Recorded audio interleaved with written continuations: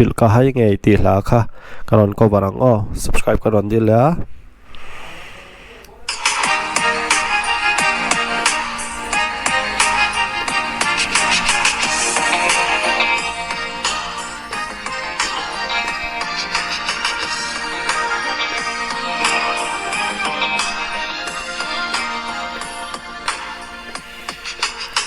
dần qua lâu lại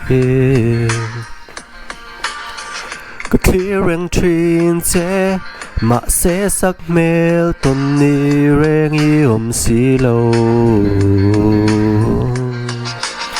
chân an bia thu lan si lâu in mò sắm măng min chân mày hi cắt tua thiam lâu ít đồn lung ru kim tên min lan la ing an suy lung i her lẹ chân na bia thu lan si lâu mô kian sa i phê shil ca hay nghe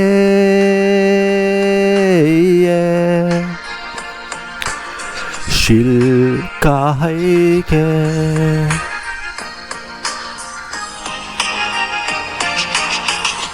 đón về si lâu mô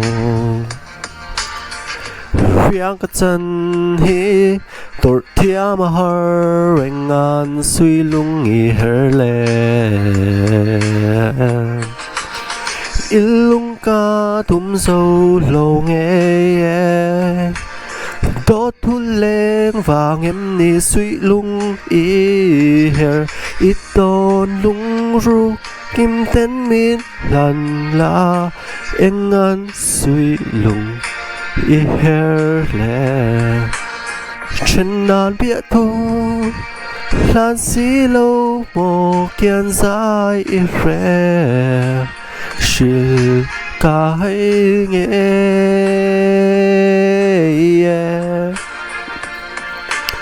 shil ca hay nghe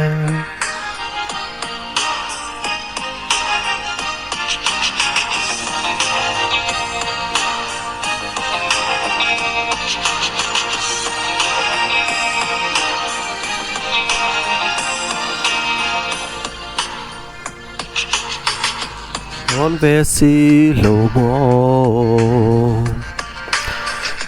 riêng cái chân hi thiam har anh an suy lung i her lệ lung ca thum dâu lâu nghe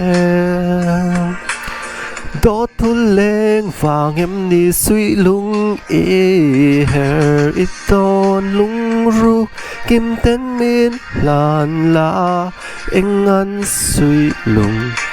i her lệ chân nan bia thu lan si lâu mô kian dài i rè shil ca hay nghe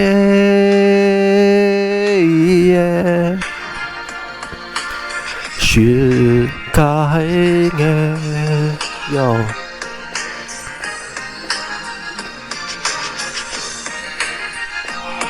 thank you kan lo me video la dang nen kanon let le watang thanks for watching subscribe please